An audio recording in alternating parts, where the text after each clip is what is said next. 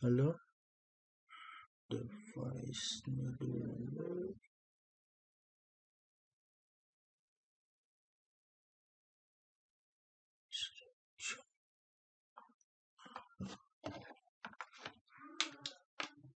Halo, apakah suara saya terdengar?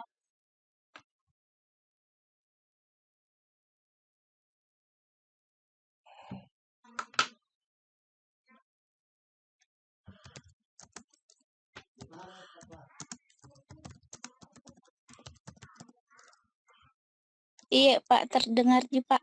Oke. Bismillahirrahmanirrahim. Assalamualaikum warahmatullahi wabarakatuh.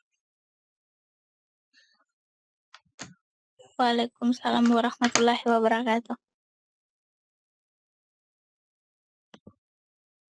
Tunggu saya aktifkan dulu video recordernya. Oke. Jadi kita lanjut ya materinya sebenarnya ini kita masuk di pertemuan ke-10 ya, karena sebenarnya materi yang sebelumnya itu sebenarnya sesuai di RPS itu sudah masuk di pertemuan ke-9. Jadi hari ini kita masuk ke materi fungsi eksponen dan fungsi hiperbola ya. Jadi ada dua indikator yang ingin dicapai sesuai dengan RPS yang saya sudah share di awal pertemuan, yaitu menentukan turunan dan integral yang melibatkan fungsi eksponen asli. Yang kedua, menentukan turunan dan integral yang melibatkan fungsi hiperbola. Jadi di buku yang saya suruh fotokopi itu materinya ada di halaman, kalau tidak salah, halaman 32 ya. 32 itu fungsi eksponen asli sampai halaman 40 kalau tidak salah ya. Itu fungsi hiperbolik. Jadi kalau sebelumnya kita pelajari fungsi logaritma asli, sekarang fungsi eksponen asli. Materi ini sebenarnya bisa Anda download juga di Spada ya.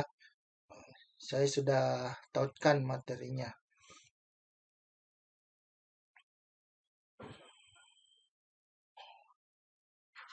Ya. Kalau ada yang belum jelas, silakan aktifkan mic-nya dan langsung bertanya ya. Karena materinya ini agak banyak. Ya. Kalau tidak salah itu sampai 40 slide. Kalau memang ada yang tidak dimengerti, silakan ditanyakan. Baik, kita mulai dulu dari apersepsi seperti yang biasa saya lakukan. Jadi, ada beberapa materi yang harus Anda ingat untuk memahami konsep, yaitu fungsi eksponen asli dan fungsi hiperbolik ya. Yaitu yang pertama tentunya Anda harus ingat turunan dari fungsi logaritma asli. Karena pada dasarnya eh, fungsi eksponen asli itu adalah inverse dari fungsi logaritma asli ya. Kebalikan. Kemudian Anda harus juga ingat mengenai aturan hasil kali untuk turunan ya. Ya, yang mana misalkan U kali V kalau diturunkan yaitu U aksen V tambah V aksen U. Jadi tolong dikoreksi kalau memang ada yang salah ya. Nah, kemudian Anda harus ingat juga mengenai integral tentu ya. Tentunya Anda harus ingat mengenai integral tentu. Kemudian beberapa identitas ya mengenai hiperbola yang pada dasarnya ini juga sama sebenarnya dengan identitas trigonometri biasa. Cuma untuk fungsi hiperbola biasanya misalkan sin biasanya disimbolkan dengan huruf sin. Ketika dia masuk dalam fungsi hiperbola maka dia ditambahkan huruf h. Jadi sin hiperbola kuadrat kurang cos hiperbola kuadrat itu sama dengan satu. Ini beda dengan yang trigonometri biasa ya, yang mana sin kuadrat tambah cos kuadrat itu sama dengan satu. Kalau di trigonometri biasa ketika ditambah dia sama dengan satu. Tapi ketika di hiperbola yang sama dengan satu yaitu sinnya yang dikurang cos hiperbolanya. Kemudian sin hiperbola itu sama dengan satu tambah cos hiperbola 2x per 2. Kemudian cos hiperbola kuadrat itu sama dengan satu kurang cos hiperbola 2x per 2. Kemudian ada juga sin hiperbola 2x itu sama dengan 2 sin hiperbola x tambah cos hiperbola x. Ya, nanti kalau mengenai identitas trigonometri yang mana yang ini? Sin kuadrat kurang cos kuadrat itu sama dengan satu. Nanti ada pembuktiannya di slide belakang ya. Nanti di materi fungsi hiperbola. Sekarang kita masuk dulu masalah realistik mengenai eksponen asli. Sebenarnya eh, kalau Anda rajin menonton berita di TV ya, kasus sekarang COVID itu salah satu contoh pemodelan yang bisa kita buat pemodelan eh, fungsi eksponen aslinya ya di luar dari masalah realistik yang sekarang ya. Kalau Anda searching di Google, kalau Anda ketik di situ pemodelan kasus COVID-19 di Indonesia pasti akan muncul ya, berbagai kasus nanti modelnya itu bentuk pemodelannya itu tergantung dari pengambilan datanya ya. Jadi mungkin salah satu bentuk matematisnya atau pemodelannya berbeda dengan bentuk yang lain itu karena tergantung dari datanya ya. Sebenarnya itu Anda pelajari di mana ya pemodelan. Kalau pemodelan itu mata kuliah kalau tidak salah program linear ataukah yang di Ampu Pak Budi ya. Ada mata kuliah masalah syarat batas kalau tidak salah juga itu nanti ada kaitannya dengan bagaimana memodelkan kasus kehidupan sehari-hari dalam fungsi matematika. Di sini dicontohkan, saya contohkan itu adalah mengenai pertumbuhan ya. Pertumbuhan jumlah penduduk di Kabupaten Pangkep. Data ini sebenarnya saya ambil dari data BPS, Badan Pusat Statistik ya, untuk Kabupaten Pangkep. Ya, di mana di setiap kecamatan saya ambil datanya dari tahun 2010, 2014, dan 2015. Di sini terlihat bahwa pada tahun 2010 totalnya itu ada sekitar 306 ribu ya, 717 jiwa yang data jumlah penduduk di Kabupaten Pangkep dari 13 kecamatan ya yang ada di Kabupaten Pangkep. Tahun 2014 itu meningkat menjadi 320. Sedangkan pada tahun 2015 data sensusnya itu meningkat juga menjadi 323.000 sekian jiwa. Nah, dari sini, dari pola ini sebenarnya kita bisa menduga ya kira-kira berapa penduduk Kabupaten Pangkep pada tahun 2019. Jadi dari data yang ada, kita buat pemodelannya, kita bisa menduga perkiraan bahwa pada tahun 2019 kira-kira jumlah penduduknya itu berapa ya Kabupaten Pangkep dari 13 kecamatan. Ini contoh realistik dari fungsi eksponen asli ya.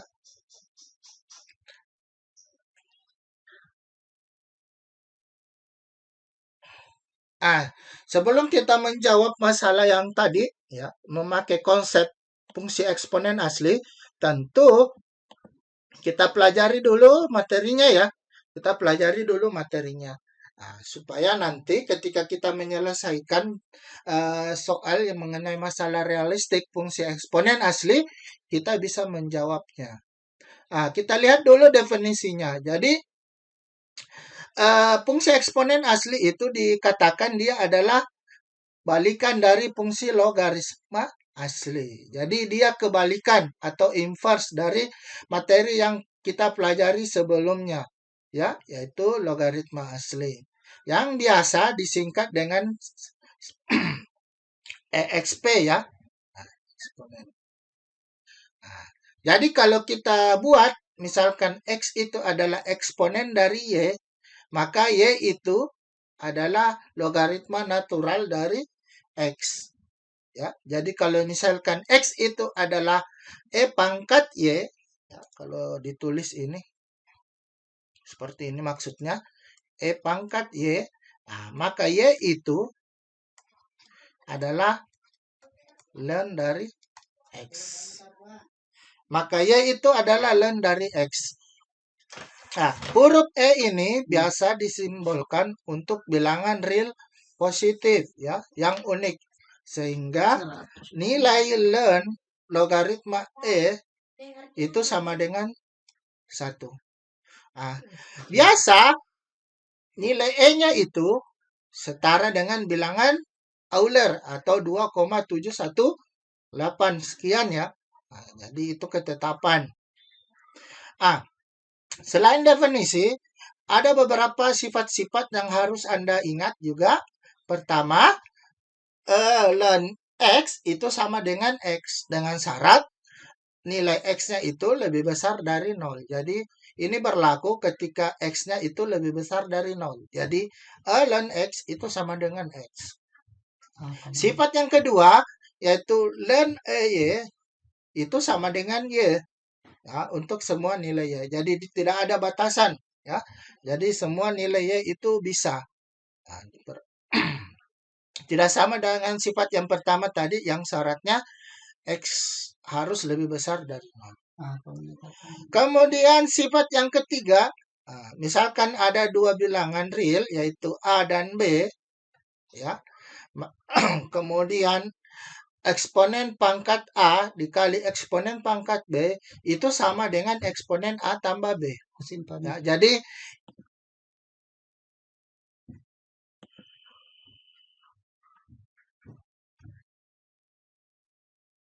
oke, sekarang kita lanjut mengenai pembuktian turunannya ya. Pembuktian turunannya. Jadi misalkan di sini ada X itu sama dengan E pangkat Y. Sama dengan definisi yang tadi di awal. Maka itu sama dengan Y ln X.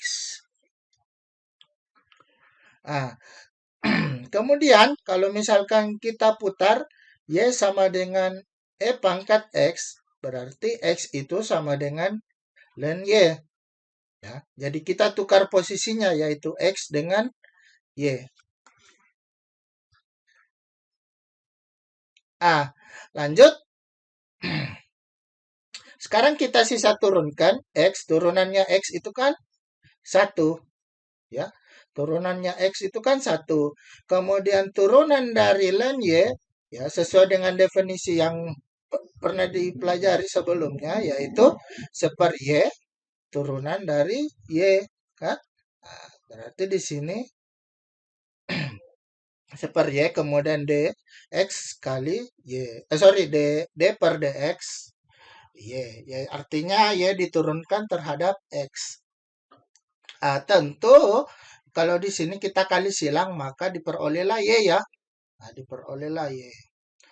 Kemudian, karena ini kita tidak bisa turunkan terhadap X karena dia variabel Y, maka kita substitusikan nilai yang ada variabel X-nya, yaitu tadi Y itu sama dengan E pangkat X ya. Makanya di sini disubstitusi, diganti nilai Y-nya dengan E pangkat X. Nah, tentu karena nilai Y diganti dengan E pangkat X, berarti yang di depan juga yang ada variabel Y juga berubah menjadi E pangkat X ya. Kemudian dari sini kita bisa menarik kesimpulan bahwa turunan dari E pangkat X itu kembali ke E pangkat X. Ya, jadi turunan dari E pangkat X itu kembali ke E pangkat X. Jadi turunan dari fungsi eksponen asli itu selama sama ya. Jadi sini sama-sama diturunkan terhadap X ya. Jadi harus sama, perhatikan. Jadi ketika ini sama, berarti dia kembali ke fungsi awalnya. Misalkan bagaimana kalau dia suatu fungsi? Ya, misalkan pangkatnya ini adalah U. Misalkan U-nya itu adalah fx, yaitu fungsi yang mengandung variabel x. Jadi tidak cuma satu x-nya, tapi mungkin saja 2x kuadrat dan lain sebagainya. Bagaimana diturunkan? Berarti pakai prinsip aturan berantai. Jadi turunannya E pangkat U, kemudian dikali dengan turunan dari U tadi, ya, yang merupakan fungsi yang mengandung variabel X. Oke, supaya lebih paham, kita lihat contohnya ya. Kita lihat contoh. Jadi perhatikan ini, turunan dari E pangkat seper X kuadrat. Ya, jadi ini mau tidak mau, ini kita misalkan dia adalah U. Jadi kalau tadi sesuai dengan rumusnya berarti U kita turunkan, EU turunkan U. Berarti karena U-nya itu adalah seper X kuadrat, berarti E pangkat seper X kuadrat diturunkan lagi seper X kuadrat. Turunan dari seper X kuadrat tentu ini adalah minus 2 X pangkat minus 3 ya.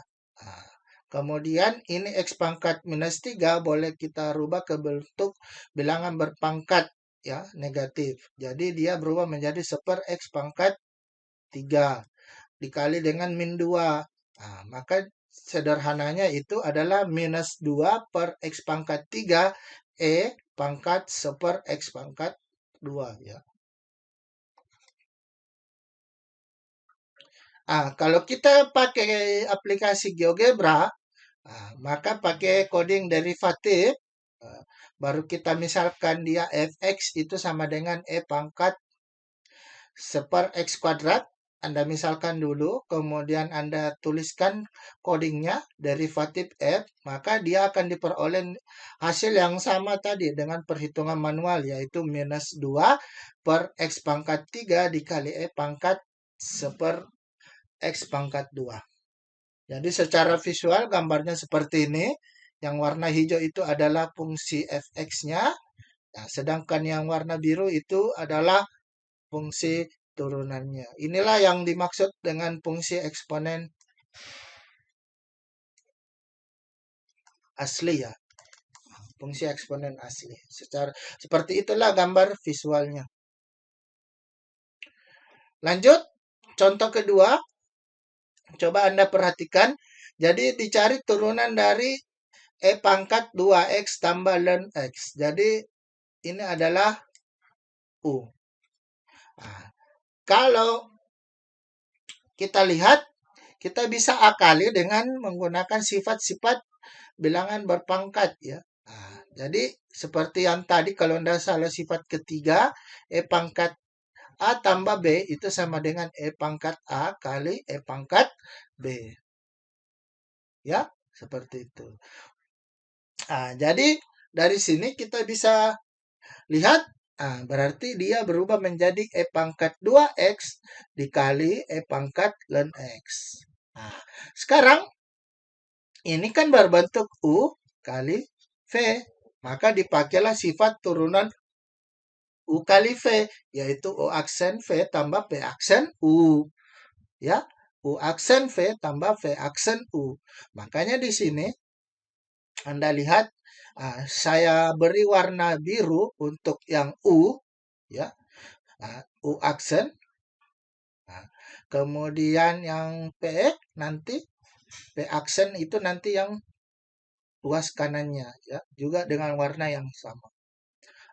Ini kita turunkan tentu dengan tadi definisinya, karena dia merupakan pemisalan dia U, berarti di sini turunan U. Sama dengan ini karena dia U, berarti diturunkan juga U-nya. Sedangkan yang ln X kita tidak ganggu gugat. Nanti setelah disederhanakan, maka diperolehlah turunan dari 2X itu 2, turunan dari ln X itu adalah 1/X. Kemudian kita sisa sederhanakan. Kalikan semua, berarti ini bisa kita sederhanakan dengan sifat-sifat penjumlahan, ya, perkalian. Makanya bentuknya seperti ini. 2 kali E pangkat 2X tambah ln X, ya. Jadi tadi yang sifatnya kali, kita bisa rubah menjadi penjumlahan pangkat, ya. Sama juga yang ini. Karena ini sama, berarti kita bisa sederhanakan, ya. Nanti di sini. Maka sisa 2 tambah 1/X. Ini ketika disamakan penyebutnya berarti 2X tambah 1/X. Ini bentuk yang paling sederhana. Kalau kita pakai aplikasi GeoGebra dengan cara yang sama, ya, kita tulis dulu fx, maka nanti diperoleh hasil dengan coding derivatif, ya. Coding derivatif berarti diperoleh hasil ini 2x ln x tambah 2, ya, ditambah ln x tambah 2. Ini tidak lain adalah kalau Anda tarik, ya, ln x tambah 2 dari sini, nah, Anda tarik yang ini, kemudian Anda tarik juga yang ini, berarti yang di dalam kurung adalah 2x tambah 1/X. Ini kan sama dengan yang di slide sebelumnya, ya, di slide sebelumnya yang pengerjaannya secara manual. Oke, lanjut ke contoh 3. Contoh 3 juga mengenai turunan dari fungsi eksponen asli, ya, di mana U-nya itu adalah X pangkat 2 ln X. Ya. Kita lihat, kita bisa langsung turunkan dengan pemodelan seperti ini. Bentuk rumusnya seperti ini. Berarti E pangkat X ln X dx X kuadrat ln X. Kalau tadi fungsi eksponennya yang menggunakan sifat U kali P, di sini yang kita gunakan aturan U kali V justru yang U-nya, ya, yang ini. Karena memang dia terdiri dari 2 suku, yaitu X kuadrat dan ln X, ya. Jadi kita mau tidak mau pakai aturan perkalian, turunan aturan perkalian. Jadi U kali P. Berarti makanya di sini turunan X kuadrat ln X ditambah turunan ln X X kuadrat. Makanya setelah dicari turunannya dan disederhanakan, maka diperolehlah seperti ini, 2X ln X tambah X. Karena di sini 1/X kita kali dengan X kuadrat, makanya sisa X. Setelah disederhanakan, maka diperolehlah X kali E pangkat X kuadrat ln X dikali 2 ln X tambah 1. Kalau kita menggunakan aplikasi GeoGebra, kalau kita pakai aplikasi GeoGebra dengan menuliskan fungsinya dulu seperti di soal yang tadi, contoh 3, sama dengan X pangkat 2 ln X, maka diperoleh hasil yang sama. Ya.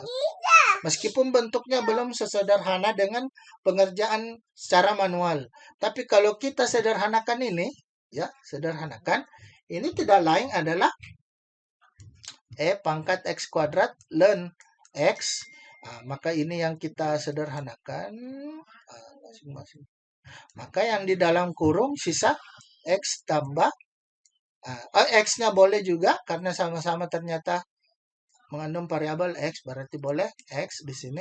Berarti sisa 1 tambah 2 dan X. Ini bentuknya sama dengan yang slide sebelumnya. Ya, sama persis dengan yang slide sebelumnya. Bentuk sederhana untuk pengerjaan yang secara manual. Sekarang kita masuk ke integral fungsi eksponen. Kalau tadi kita sudah membuktikan bahwa turunan dari pangkat X itu adalah pangkat X. Karena definisi dari integral adalah kebalikan, maka ketika kita di sini tambahkan dengan fungsi integral terhadap dx, berarti pasti itu sama dengan yang ini. Pangkat X tambah C. Makanya bentuknya seperti ini. Integral dari pangkat X dx itu sama dengan pangkat X tambah C. Syaratnya ini harus sama ya. Harus sama. Kuncinya di situ harus sama. Kemudian misalkan pangkatnya adalah fungsi, ya, misalkan dia adalah fungsi yang mengandung variabel X, ya, maka ini perhatikan bentuk umumnya ini juga harus sama. Barulah kita bisa mencari integralnya, yaitu hasilnya pangkat U tambah C. Jadi di sini saya beri catatan bahwa pangkat bilangan eksponen U itu harus sama dengan variabel yang diintegralkan juga dalam U. Jadi kalau misalkan di sini nanti integral pangkat 2x, maka otomatis di sini kalau misalkan dia dx, berarti ini tidak sama dengan yang ini. Maka tidak boleh langsung kita mengambil kesimpulan turunannya integralnya itu pangkat 2x tambah C. Ini tidak boleh. Ya, karena yang ini tidak sama. Nah, supaya sama berarti harus pemisalan. Misalkan U sama dengan 2x. Berarti turunannya terhadap X berarti 2. Nah, berarti kali silang. Berarti X sama dengan 1/2 DU. U tadi itu adalah 2X. Berarti 1/2 D2X. Itu setara dengan DX. Nah, inilah DX yang kita ganti dengan ini. Supaya sama ya. Berarti ini bisa dirubah. Integral 2X kita ganti DX dengan yang ini. Kali 1/2 D2X. Karena di sini kita bisa pindahkan koefisien 1/2 integral E2X D2X. Karena di sini sudah sama, maka hasilnya itu berarti 1/2 pangkat 2X tambah C. Coba perhatikan. Kalau kita langsung lakukan integral ini hasilnya tidak sama. Ini kan. Tapi kalau harus ini, yang mana U-nya itu harus sama dengan variabel yang kita integralkan, maka hasilnya itu adalah 1/2. Berarti ini kan beda. Kalau misalkan tidak sama tadi kita paksakan langsung integralkan, maka dia tidak ada variabel konstanta 1/2 ya di depannya. Padahal yang benar itu harus ada konstanta 1/2. Oke, lanjut. Kita lihat contoh 4 ya. Kita lihat contoh 4 supaya lebih paham. Coba perhatikan, kita cari integral dari pangkat minus 4x dx. Ya. Perhatikan di sini minus 4 ini tidak sama dengan ini. Ya, berarti kita tidak bisa langsung mengintegralkan. Makanya harus kita misalkan dulu yang pangkatnya itu sama dengan U, yaitu minus 4X. Nah, ini kita turunkan, berarti turunan dari minus 4X terhadap X itu adalah minus 4. Nah, kemudian kita sederhanakan, maka ini bisa berbentuk, ya, kita kali silang, berarti ini bisa minus seperempat DU sama dengan DX. Nah, ini DX di soal, posisinya kita ganti dengan ini. Minus seperempat DU. Makanya di sini ini. Nah, ini posisinya ini kita ganti. Nah, setelah tadi kita gunakan pemisalan. Ya. Nah, maka sudah seperti itu. Ini kan sudah sama. Karena U-nya ini kita bisa substitusi dengan yang minus 4X. Karena tadi kita misalkan U itu sama dengan minus 4X. Nah, berarti di sini sudah bentuknya seperti ini. Kita bisa pindahkan negatif seperempat ke depan sebagai koefisien. Berarti ini kan sudah sama. Ini kan sudah sama. Nah, karena sudah sama, berarti maka integralnya itu kembali ke pangkat minus 4X. Tapi ada koefisien di depannya, yaitu konstanta minus seperempat. Atau angka minus seperempat. Kalau kita lihat, tadi contoh 4 kita selesaikan dengan aplikasi GeoGebra. Ya. Nah, coba lihat, yaitu fungsinya E pangkat minus 4X, maka kita dilihat perintah codingnya yaitu integral, maka diperoleh hasil yang sama yaitu minus seperempat E pangkat minus 4X selama nilai C-nya itu sama dengan 0. Nah, kalau C-nya sama dengan 0, secara visual seperti ini gambarnya ya, yang berwarna hijau. Sedangkan yang berwarna biru itu adalah turunan. Integralnya ya, integral dari E pangkat minus 4X. Nah, coba Anda lihat kalau misalkan nilai C-nya, kalau nilai C-nya itu kita ganti dengan angka positif 3, maka dia, ya, kalau yang tadi 0 itu dia berempetan. Kalau dia ditambah dengan positif angka positif 3, maka dia akan bertambah jaraknya. Ya, tapi saling memotong. Nah, tapi kalau dia negatif, maka integral dan fungsinya itu dia tidak akan saling memotong, saling berjauhan, ya, tidak saling berpotongan, ya, seperti itu. Lihat contoh 5 supaya lebih paham mengenai fungsi eksponen asli. Ini soalnya lebih tricky ya. Lihat E pangkat akar X dx per akar X. Perhatikan, ini tidak sama dengan yang ini pangkatnya, yaitu akar X. Karena ini tidak sama, berarti sama pakai cara yang pemisalan, yaitu U sama dengan akar X. Ya, U sama dengan akar X. Kemudian turunannya, kita rubah dulu akar X menjadi bilangan berpangkat, berarti X pangkat seperdua. Pangkat seperdua. Turunannya ini tentu seperdua, X pangkat minus seperdua ya. Kemudian kita sederhanakan bagaimana caranya supaya di sini kan di soal ini kan akar X dx per akar X. Karena kalau misalkan kita ganti, kalau yang contoh sebelumnya itu selalu dx. Di sini ada juga akar X. Berarti kedua satuan ini harus ada di pemisalannya, yaitu bagaimana caranya supaya kita memuat dx dan akar X supaya bisa disubstitusi ya. Tadi turunannya kan seperti ini. Setelah kita cari turunannya, berarti du dx sama dengan 1/2 x pangkat 1/2 ya.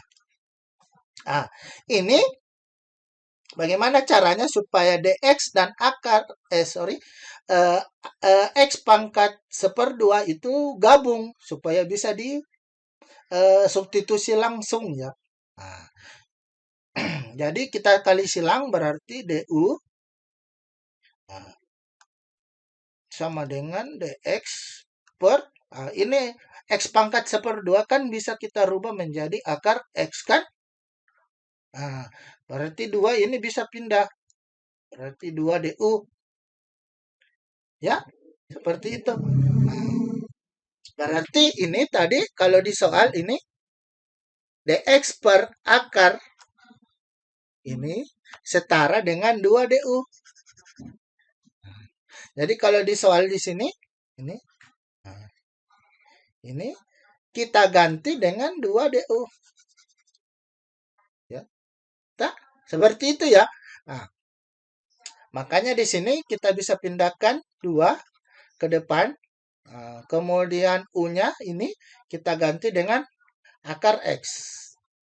Sesuai dengan yang kita misalkan tadi U-nya. Ya. Sehingga karena di sini sudah sama, itu sudah sama, berarti sudah bisa. Ini sudah sama, berarti sudah bisa kita integralkan langsung, berarti dia sama dengan E pangkat akar X. Ya, tambah C. Oke, seperti itu ya. Jadi agak tricky juga. Jadi tergantung apa yang kita misalkan. Ya. Lanjut, kita lihat bagaimana kalau misalkan pakai aplikasi GeoGebra ya. Kalau pakai aplikasi GeoGebra, codingnya itu integral. Sisa Anda tulis fx-nya sesuai di soal tadi. Pangkat akar x per akar x. Ya, kemudian kita tulis coding integral, maka diperoleh hasil yang sama yaitu 2 kali pangkat akar x. Jadi ini sama persis dengan yang perhitungan manual. Kalau dia nilai C-nya, di sini kan kalau di GeoGebra tidak memunculkan langsung tambah C, maka di sini kita bisa bergerak atau melihat apakah kalau bagaimana bentuk grafiknya kalau dia C-nya positif ataukah C-nya negatif ataukah nilai C-nya sama dengan 0. Kalau di cara manual itu kita ambil bentuk umum adalah C. Kalau misalkan kita lihat di sini ini kalau nilai C-nya sama dengan 0, kemudian ini kalau nilai C-nya sama dengan 3, positif 3 ya. Sedangkan ini kalau nilai C-nya negatif 3.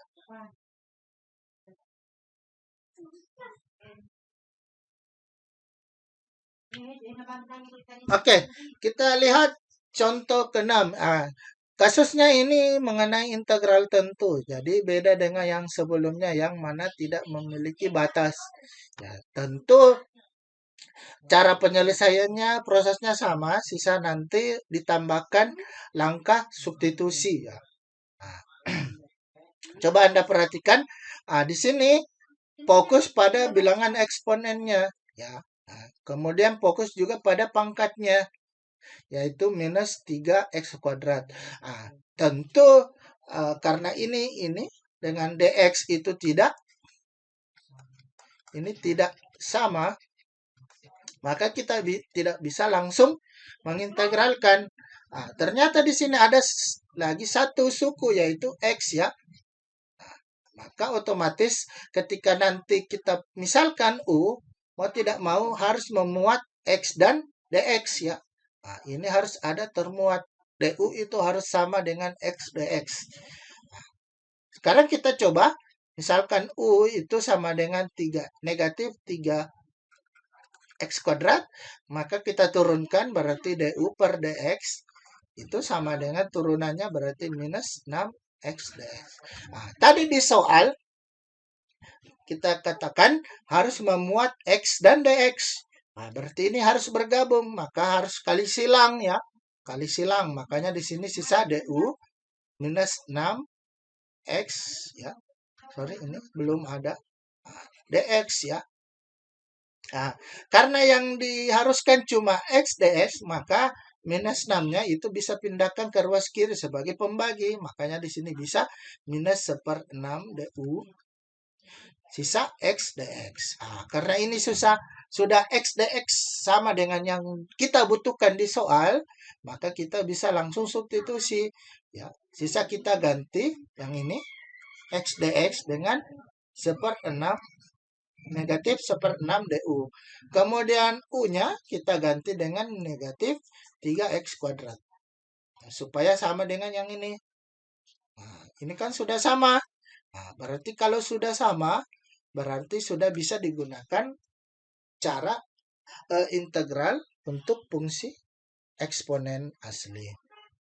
Berarti karena dia sama, maka kembali ke pangkat min 3X kuadrat. Karena tadi di soal ada batasnya dari 3 sampai 1, maka sisa kita substitusi. Tadi bilangan Euler di slide awal itu sekitar 2,72 sekian ya. Maka saya ambil di sini 2,7 saja, 2,72. Kemudian kita sisa substitusikan nilai X dari 3, kemudian nilai X untuk 1. Maka diperolehlah angka sekitar 0,01. Oke, itu jawaban akhir ya. Jika mengenai soal integral tentu untuk fungsi eksponen asli. Sedangkan kalau kita kerjakan dengan aplikasi GeoGebra,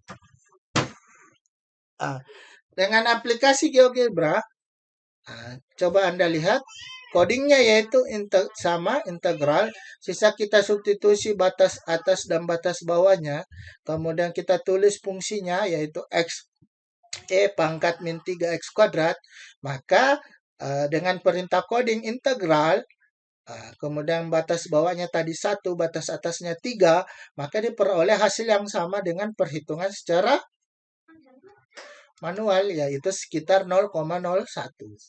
Ya, jadi hasilnya sama. Jadi selama proses tadi pemisalannya itu sudah tepat, maka kalau kita komparasikan hasil perhitungan dengan menggunakan software, misalkan salah satunya yaitu aplikasi GeoGebra, maka hasilnya itu akan sama. Meskipun nanti mungkin kalau GeoGebra tidak sesederhana dengan perhitungan secara manual ya. Tapi nanti ketika disederhanakan pasti akan sama hasilnya. Nah, sekarang kita masuk ke penyelesaian contoh realistik seperti yang di slide awal tadi mengenai fungsi eksponen asli. Ya, jadi tadi mengenai penduduk Kabupaten Pangkep, di mana data yang kita peroleh yaitu 306,717 untuk tahun 2010, 320 untuk tahun 2014, 323.597 untuk tahun 2015. Nah, sekarang ditanyakan kira-kira berapa kalau tahun 2019 perkiraan untuk penduduk Kabupaten Pangkep. Kalau kita mengambil patokan yaitu tahun 2014, maka pemodelannya bisa kita buat seperti ini. 320 kali 293 pangkat K kali T. Oke. Sekarang kita lihat laju pertumbuhannya. Karena kita ambil data untuk tahun 2015, maka nilai T-nya itu sama dengan 1 tahun. Ya, karena nilai Y-nya yang kita ambil ini data untuk tahun 2015, yaitu perbedaannya cuma 1 tahun. Oke, maka diperoleh K itu sama dengan 323,293 dibagi 320,293. Maka diperoleh sekitar 1,0103. Kalau kita learn itu maka diperoleh 0,01025. Karena sudah diperoleh nilai K-nya, Maka kita bisa menduga untuk tahun 2019 dengan menggunakan basic data pemodelan tahun 2014, maka dari tahun 2014 ke 2019 itu penambahannya sekitar 5 tahun. Makanya nilai T-nya itu 5, ya. Ini adalah nilai K yang tadi kita hitung. Maka diperoleh sekitar 337.225 jiwa, ya. Oke. Itu perkiraan jumlah penduduk Pangkep, ya, di tahun 2019 dengan menggunakan konsep fungsi eksponen asli. Sekarang kita masuk ke materi berikutnya, yaitu mengenai fungsi hiperbola. Sekarang kita lihat masalah realistiknya, ya, yang ada di kehidupan sehari-hari. Mungkin ini paling familiar buat Anda, yaitu kabel, ya, bentangan kabel dari kabel listrik antara dua tiang kawat, ya. Itu kalau ini biasa dipelajari di fisika, ya, sebenarnya ini biasa dinamakan catenary, ya. Catenary, ya. Itu ternyata ada pemodelannya, yaitu Y sama dengan B tambah A cos hiperbolik X per A. Jadi itu bentuk kabelnya itu ada pemodelannya, ya, yang dikenal dengan istilah catenary. Lanjut, bentuk seperti ini bisa juga kita lihat di gelombang air, ya, ya, terutama misalkan di laut, ya. Ternyata misalkan di sini ada D, kedalamannya kita misalkan D, kemudian panjangnya ini setiap gelombang itu L, ternyata itu bisa kita buat pemodelannya, ya. Ya, seperti ini. P sama dengan akar GL per 2pi tan hiperbolik 2V D per L. Ternyata fungsi hiperbolik baik yang cos hiperbolik maupun yang tan hiperbolik itu ada dalam kehidupan sehari-hari, ya. Cuma kita tidak mengkaji lebih jauh, ya, seperti itu. Satu lagi yang mungkin ini realistik ada di kehidupan, yaitu The Gateway Arch San Luis di kota Missouri, ya. Bangunan ini menggunakan fungsi hiperbolik, ya. Coba Anda perhatikan ini. Saya coba melakukan pendekatan, ya, fungsinya dengan menggunakan aplikasi GeoGebra. Coba perhatikan. Ternyata dia menggunakan untuk persis sama bentuk lekukannya yang ini, ya, bentuk lekukannya itu menggunakan fungsi hiperbolik cos hiperbolik, ya. Jadi dia memuat fungsi cos hiperbolik dengan nilai X-nya yang terletak antara minus 299 sampai positif 299, ya. Karena di sini menggunakan aturan internasional, tentu untuk ukuran internasional tidak sama dengan satuan nasional Indonesia. Umumnya kalau jarak di luar negeri dia menggunakan satuan kaki, ya, atau foot. Begitu juga kalau misalkan ukuran apa, ya, misalkan banyaknya bahan bakar yang terisi di kalau misalkan kita mengisi di stasiun, ya, SPBU. Kalau umumnya kita di Indonesia menggunakan satuan liter, kalau di luar negeri dia tidak menggunakan liter tapi istilah galon. Jadi karena kasus ini adalah fakta matematika ini mengenai fungsi hiperbolik ini ada di luar negeri, karena mau tidak mau satuannya juga kita harus mengikuti standar yang ada di luar negeri, ya. Seperti itu. Di sini misalkan ditanyakan buktikan bahwa tinggi dari ini, tingginya itu sekitar 630. Ya, kalau kita lihat dengan kasat mata saja, ya, ini kan sudah sekitar 600, ya. Tapi tepatnya betul tidak sekitar 630 kaki. Ya. Untuk mencari nanti kita gunakan fungsi hiperbolik ya untuk membuktikan bahwa betul fakta bahwa tingginya itu sekitar 630. Karena kita membuat fungsi pemodelan fungsinya ternyata bangun ini bisa memuat fungsi cos hiperbolik. Nah, sekarang kita lihat dulu konsepnya yaitu mengenai fungsi hiperbola.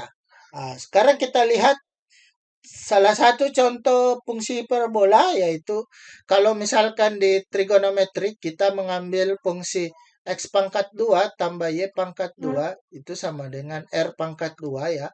Untuk membuktikan bahwa nilai sin x misalkan cos ya, itu sama dengan apa?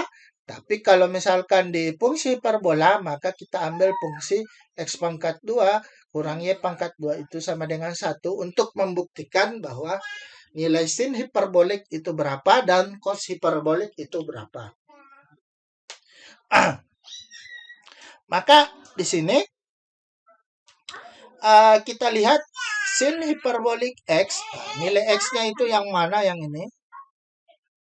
Sedangkan fungsi hiperboliknya x pangkat 2 kurang y pangkat 2 itu yang warna biru ya. Yang warna biru. Sedangkan yang warna merah ini adalah garis y sama dengan min x dan y sama dengan x ya. Yang warna merah itu adalah garis y sama dengan x dan y sama dengan min x. Kalau kita perhatikan dari sini, perhatikan saja yang ini. Yang di kuadran 1. Nah, sisi depan per sisi miring. Nah, sisi depannya ini adalah T kan? Nah, kemudian sisi miringnya itu adalah 1. Makanya nilai sin hiperbolik X itu adalah T. Ya. Kemudian cos hiperbolik sisi dekat penmiring dengan bangun yang sama, yang ini di kuadran 1, maka sisi dekatnya adalah X, kemudian sisi miringnya adalah 1. Maka cos hiperbolik X. Ya. Dari sini kita bisa mengambil kesimpulan bahwa nilai cos ya, cos kuadrat ya, ini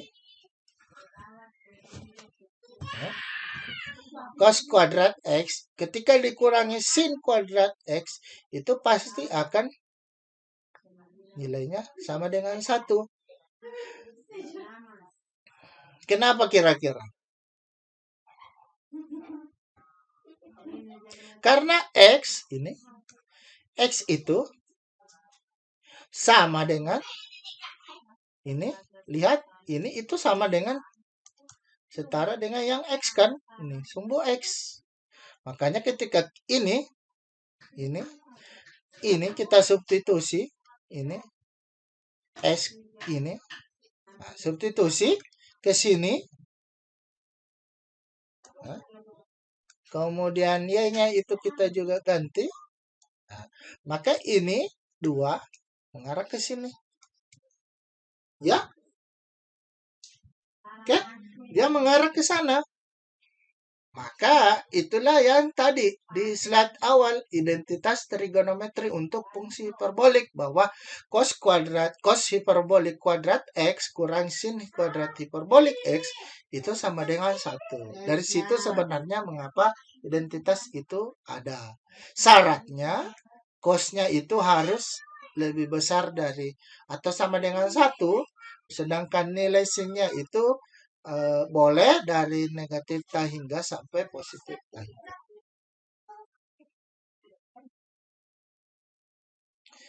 Sekarang kita lihat komparasi katenari dengan fungsi hiperboliknya ya.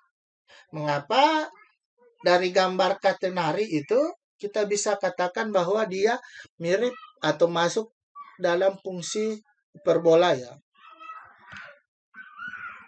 Coba perhatikan bentuknya. Ini ya, bentuk yang ini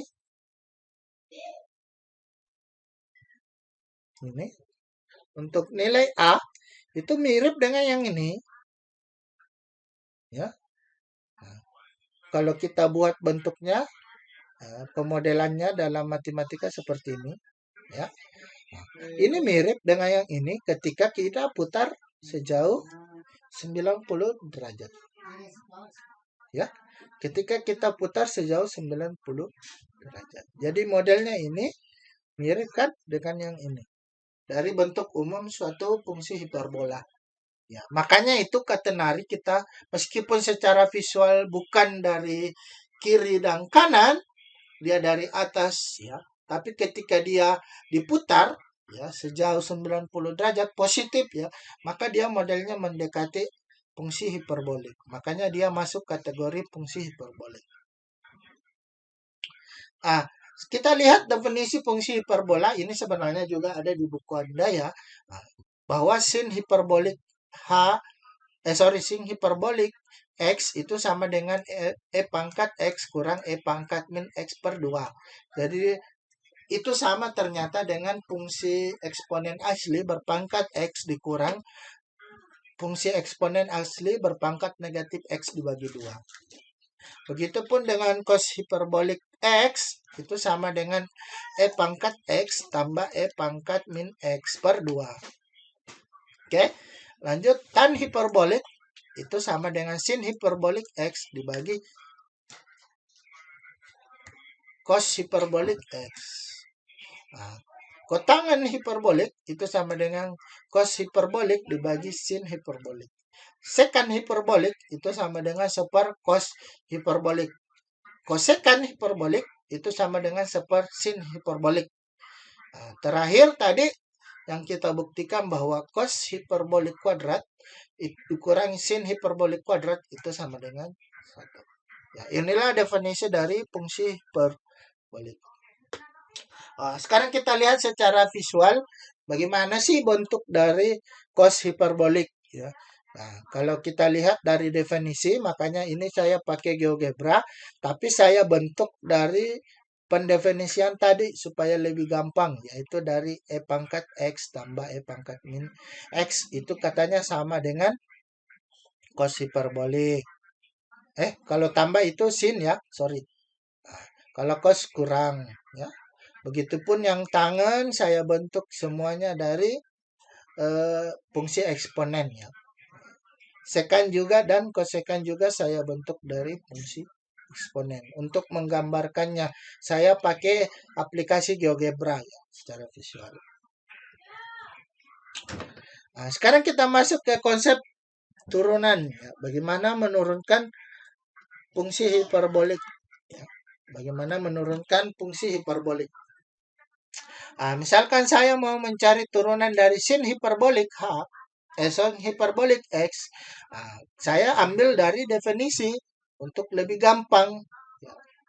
Saya ambil dari definisi untuk lebih gampang, yaitu menggunakan eksponen asli. Ya, supaya gampang kan. Nah, ini saya bisa sederhanakan. Saya bisa tarik 1/2, maka saya sisa integralkan masing-masing. Saya turunkan masing-masing suku ini. Ya, tentu turunannya ini kan tadi E pangkat U. Ini kita turunkan, maka turunannya itu E pangkat X. Nah, misalkan E pangkat U ya, sorry. Nah, berarti E pangkat U B kita turunkan. Makanya di sini E pangkat X turunan dari X, E pangkat min X turunan dari min X. Nah, tentu turunan dari X itu kan 1 terhadap X ya. Turunan dari min X itu adalah negatif 1 terhadap X kan. Makanya ketika kita sederhanakan, kita kali itu tidak lain adalah E pangkat X ditambah E pangkat min X. Ini tidak lain adalah ini. E pangkat X tambah E pangkat min X kuadrat. Itu per 2 ya. Tidak lain adalah cos hiperbolik dari X. Jadi turunan dari sin hiperbolik itu adalah cos hiperbolik. Begitupun dengan turunan dari cos hiperbolik. ya, cos hiperbolik ketika kita turunkan menggunakan definisi dengan memuat konsep eksponen, ya, cara yang sama ternyata dia hasil turunannya cos hiperbolik X itu adalah sin hiperbolik X. Ya, oke. Begitupun untuk tangan ketika kita turunkan, nah ini pakai U per V. Jadi U aksen P kurang P aksen U per V kuadrat, ya. Konsep itu. Maka nanti diperoleh bentuk sederhananya yang ini kan tidak lain adalah satu kan tadi identitasnya. Nah, berarti seper cos kuadrat ini seper cos itu tadi di definisi itu sama dengan sekan. Berarti ini sama dengan turunan dari tan itu tan hiperbolik X itu sama dengan sekan kuadrat X. Begitupun dengan kotangan. Ketika diturunkan nanti diperoleh negatif kosekan hiperbolik kuadrat X. Begitupun dengan sekan, ketika kita turunkan maka diperoleh turunannya negatif sekan hiperbolik X kali tangan hiperbolik X. Turunan dari kosekan hiperbolik X itu sama dengan negatif kosekan X kali kotangan hiperbolik X.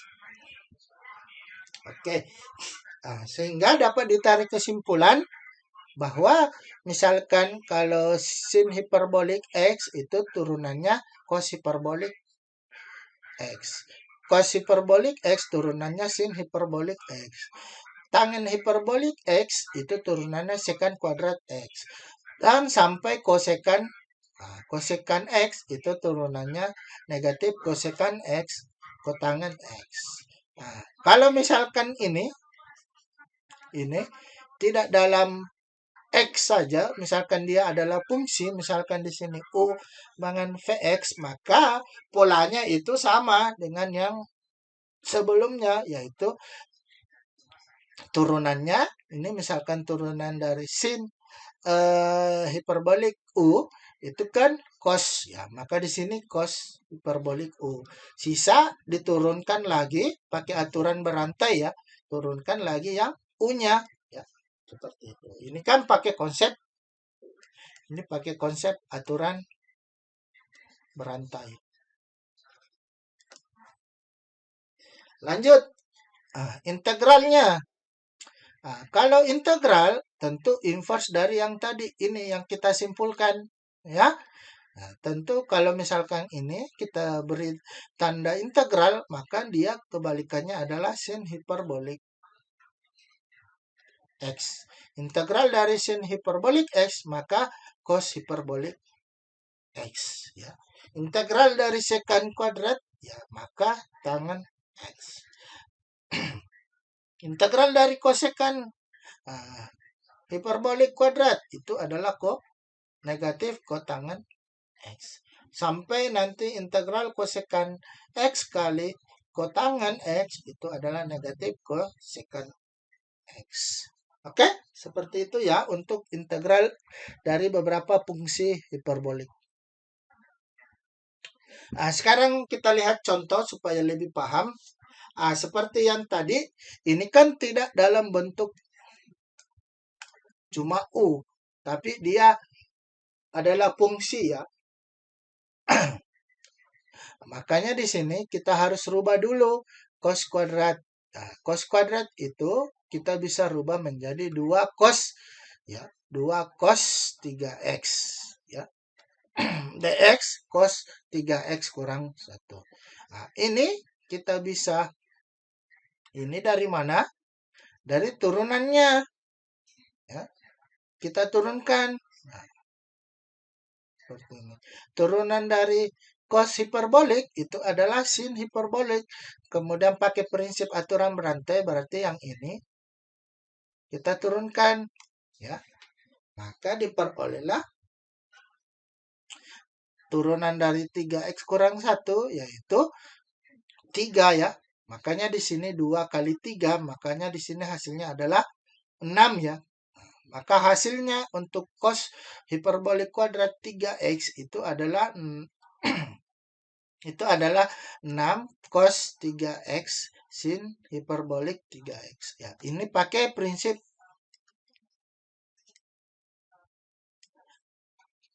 aturan berantai.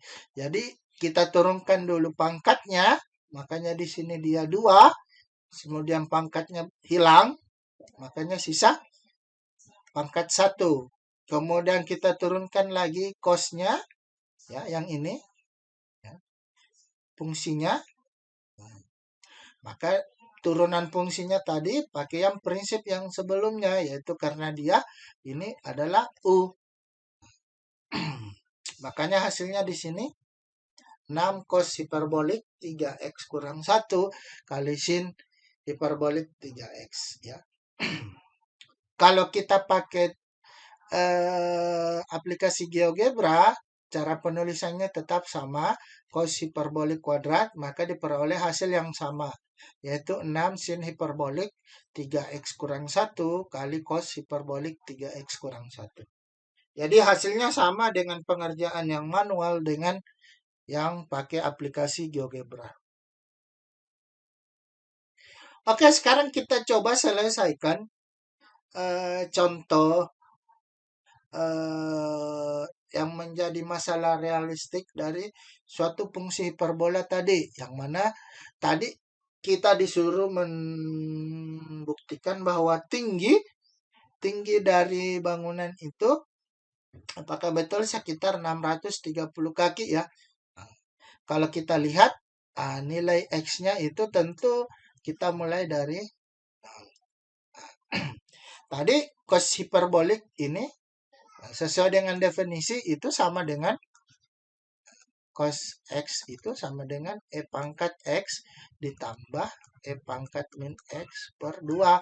Karena nilai X-nya di sini adalah 0, maka kita ganti di sini adalah 0, ya. Maka E pangkat 0, E pangkat min 0 itu sama dengan 1, kan. Nah, ketika 1 tambah 1 bagi 2 itu kembali ke 1. Sehingga ketika disederhanakan tadi, ya, maka diperoleh 625. Atau ini sudah sekitar 630, ya. Nah, jadi dengan fungsi seperti ini, tanpa harus kita mengukur secara langsung bangunnya, ya, tanpa harus kita datang ke bangun tersebut, kita sudah bisa menduga bahwa betul bahwa tingginya itu adalah di sekitar 625 atau tepatnya itu sekitar 630 kaki. Jadi dengan memanfaatkan fungsi hiperbola, kita bisa menduga, ya. Kita bisa menduga tinggi dari bangunan ini, yaitu bangunan Gateway Arch di Missouri, salah satu negara bagian di Amerika Serikat, itu tanpa harus kita misalkan datang, nah, kita sisa buat pemodelannya dengan menggunakan fungsi hiperbola, kita bisa menduga bahwa pasti tingginya sekitar sekian. Ya, dengan sedikit bantuan mungkin software GeoGebra untuk membuat fungsinya, ya. Jadi seperti itu. Jadi kasus-kasus masalah sehari-hari kita bisa menduga atau memprediksi meskipun mungkin presisinya tidak pasti tepat, tapi setidaknya itu mendekatilah, ya, bahwa kita bisa menduga bahwa misalkan di sini kasusnya tinggi bangunan itu bisa kita duga tanpa kita harus datang ke bangunan tersebut untuk mengukur secara langsung, ya. Misalkan di sini di contoh 10 dengan memanfaatkan fungsi turunan, ya, karena dia memuat fungsi hiperbolik persamaannya, pemodelan dari ini kurva ini, maka misalkan berapa kira-kira tinggi, ya, kalau misalkan 100 kaki. Kemudian berapa kemiringan dari gateway. Kemiringannya itu maksudnya kalau misalkan di sini, ini kemiringannya yang ini. Kalau misalkan dia naik satu satuan, nah, kalau dia naik satu satuan, kira-kira berapa perubahan nilai Y-nya. Jadi kalau misalkan nilai X-nya bertambah, misalkan di sini, nilai X-nya bertambah, kira-kira berapakah nilai Y-nya bertambah kalau misalkan X-nya bertambah satu satuan. Ya, jadi itu yang dimaksud kemiringan atau biasa di Anda pelajari ya di waktu SMA, yaitu turunan pertama ya kalau tidak salah. Atau istilah familiarnya itu kemiringan adalah gradien. Oke, sekarang kita lihat penyelesaiannya. Ah, eh, jadi kita bisa memprediksi bahwa nilai X-nya ketika ketinggiannya adalah 100 kaki, ya, berarti kalau untuk 100 kaki di sini, nanti nilai X-nya ini di sini, nilainya di sini, ya, nilai di sini, nilainya itu sekitar 284, ya. Jadi plus minus, jadi di sini 284 untuk yang menunjukkan ketinggian misalkan 100 kaki ya. Jadi dari sini kita bisa menduga, nah, ya, di sini kalau ketinggiannya 100 kaki, maka lebarnya ini, nah, ini adalah sekitar 284. Oke. Kemudian kita lihat kemiringannya ya. Jadi kemiringannya itu diperoleh sekitar 5,194. Artinya ketika ini tadi kalau misalkan di sini 284, ketika saya tambahkan 1 ya berarti menjadi 285, berarti nanti yang tadinya di sini menunjukkan 100 kaki, maka dia akan bertambah sejauh 5,94. Jadi kalau misalkan dia bertambah nilai X-nya 1, berarti tingginya itu nanti di sini tinggi bangunannya yang mengenai nilai X 285 itu adalah sekitar 105,94 atau sekitar 106 kaki ya. Oke, jadi itu maksudnya adalah kemiringan atau gradien. Jadi kalau misalkan bertambah lagi 1 berarti bertambah lagi ketinggiannya sekitar 112 kan kaki. Dan begitu seterusnya. Jadi itulah maksud dari kemiringan atau berkenal dengan istilah gradien ya. Gradien kalau di materi SMA. Oke, ini contoh kasus realistik mengenai fungsi hiperbolik ya. Sekarang kita lihat beberapa contoh fungsi hiperbolik yang tidak terkait dengan masalah realistik. Misalkan ini sin hiperbolik kuadrat kali cos hiperbolik kuadrat. Nah, ini tadi di identitasnya kita bisa rubah menjadi sin X kuadrat. Sin 2X per 2 ya. Karena ini yang ada itu kan 2 sin 2 sin X cos hiperbolik X kan. Yang ada kan seperti ini, itu sama dengan sin hiperbolik 2X. Karena di sini sama-sama berpangkat 2, maka kita bisa akali. Maka ini saja. Ini saja berarti ini bisa berubah menjadi sin hiperbolik 2X per 2 kan. Ini pindah ruas. Kemudian karena di sini di identitasnya tidak memuat pangkat 2, maka yang ini kita bisa rubah. Sini berpangkat 2. Kan itu. Sehingga kita bisa cari ya. Sisa kita rubah sin hiperbolik kuadrat 2X ini bisa berubah menjadi 1 tambah cos 4X per 2. Kita kalikan berarti menjadi 1/8 1/8 cos hiperbolik 4X. Karena ini tidak sama dengan yang ini, maka harus dimisalkan dulu. ya U. Jadi misalkan dia adalah 4X ya, sehingga nanti dx itu setara dengan 1/4 d4x. Barulah kita bisa integralkan seperti ini ya. Jadi 1/32 itu dari mana? Dari 1/4 kita kali dengan 1/8 dari pemisalan tadi yang ini yang harus sama supaya kita bisa integralkan ya. Sehingga nanti diperoleh seperti ini. 1/8 X tambah 1/32 E pangkat 4X kurang E pangkat minus 4X per 2 tambah C. Jadi kita bawa ini ke bentuk sin. Kan kalau tadi sin hiperbola X itu sama dengan E pangkat X dikurang E pangkat min X per 2. Karena dia 4X, maka dia E pangkat 4X kurang E pangkat minus 4X per 2. Kalau kita kalikan, maka bentuk sederhananya seperti ini. 1/8X tambah 1/64 E pangkat 4X kurang 1/64 E pangkat minus 4X tambah C. Ketika kita selesaikan dengan aplikasi GeoGebra, maka hasilnya juga nanti mirip ya, seperti ini. Ya. Ketika dia disederhanakan.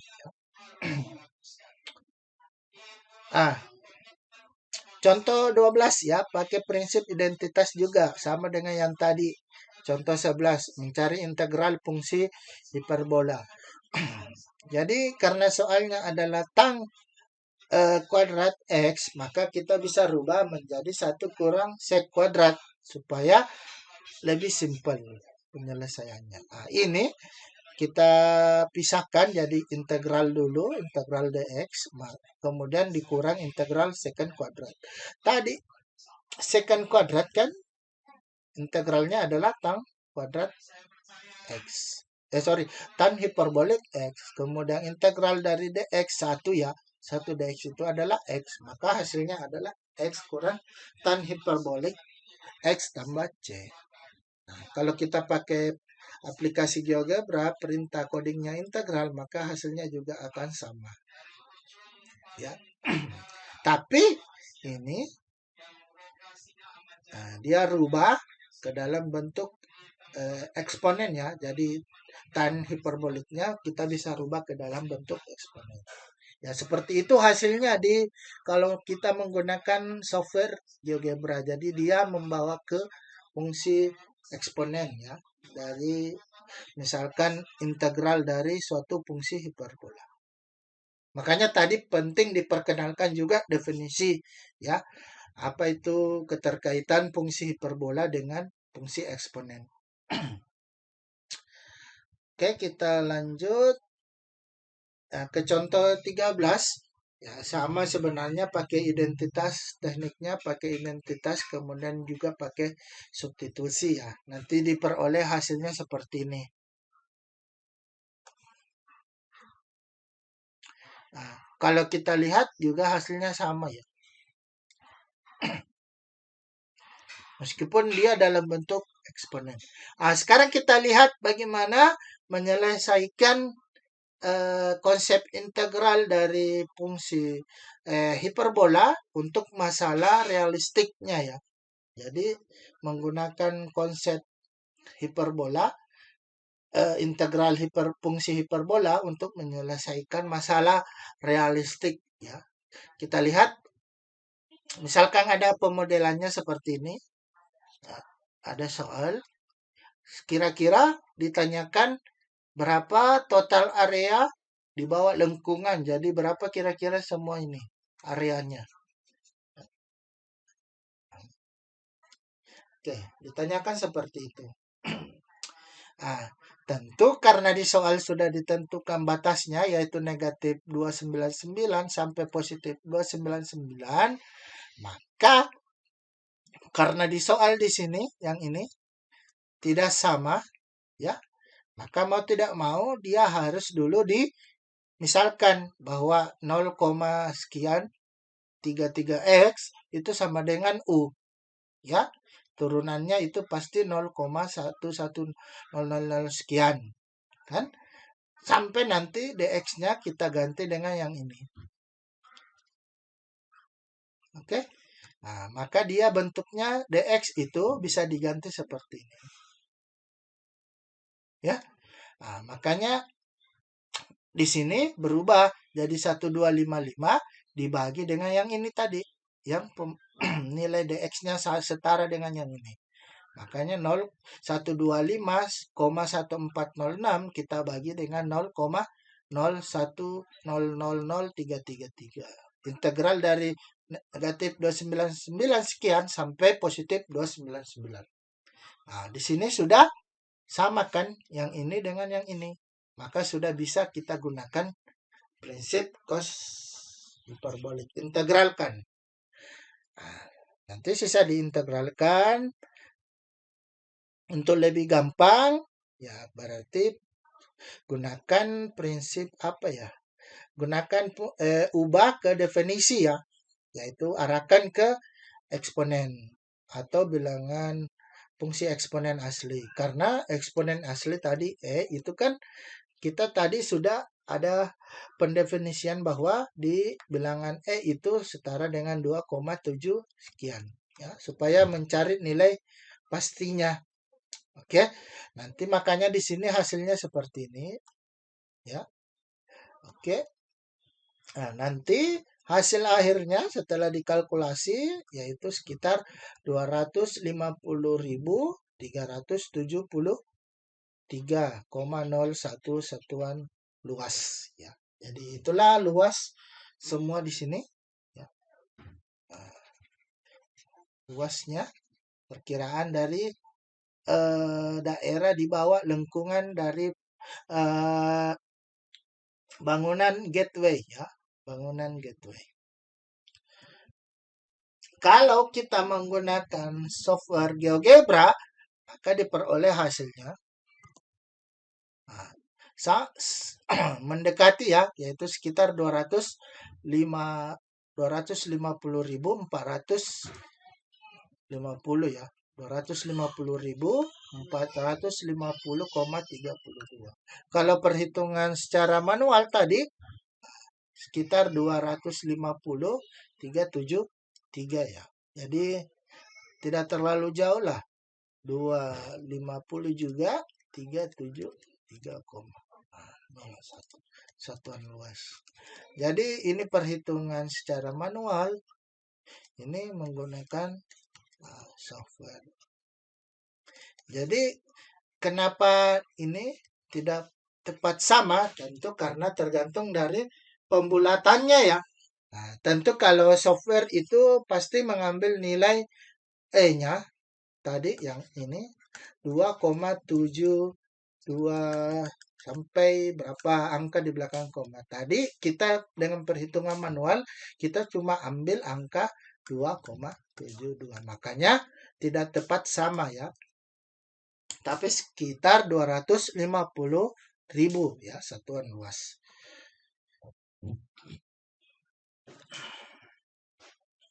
Oke, saya kira itu untuk materi hari ini. Dua materi yang selesai dibahas, baik mengenai turunannya maupun mengenai integralnya, yaitu mengenai fungsi eksponen asli maupun fungsi hiperbolik. Ya. Jadi supaya lebih paham mengenai materi kali ini, jadi silakan Anda kerjakan ini.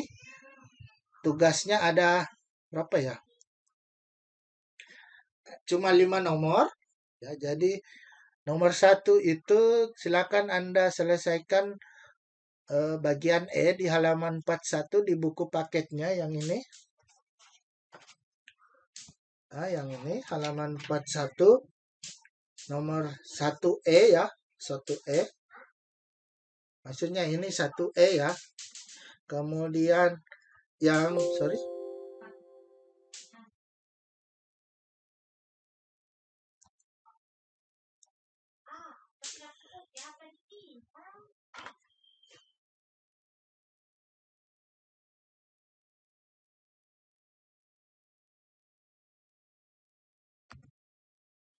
Kalau yang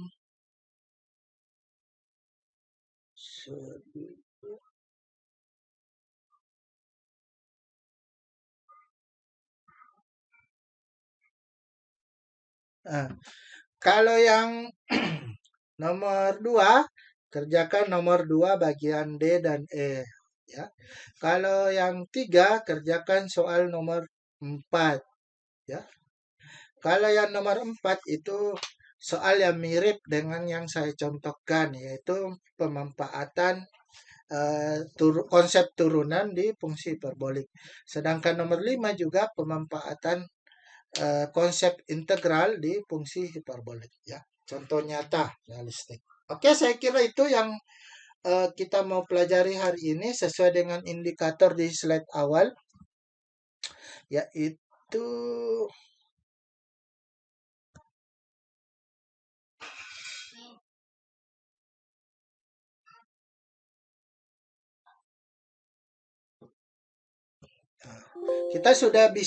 kita sudah menentukan turunan dan integral baik yang fungsi eksponen asli maupun yang fungsi hiperbolik dengan berbagai contoh yang saya sajikan tadi. Oke, sampai di sini ada yang mau ditanyakan?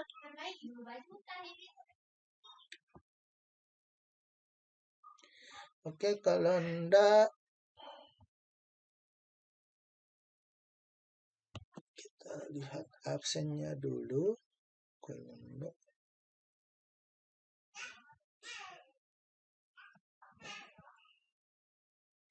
sana.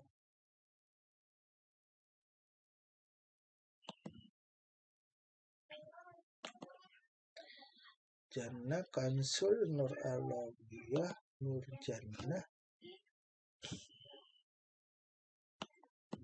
Madinah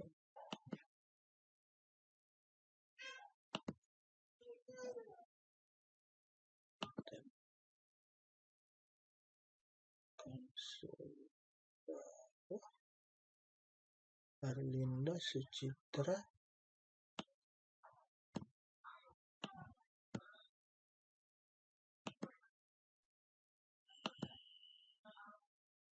Cindy ada,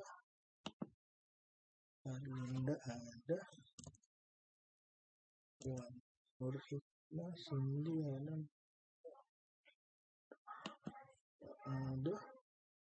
Nur Jannah ada.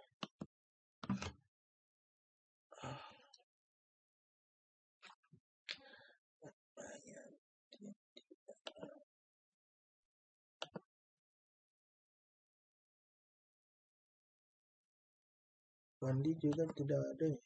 Oh ada. Dia ada, Kansul ada, Nur Jannah ada, Gusniar nih tidak ada ya?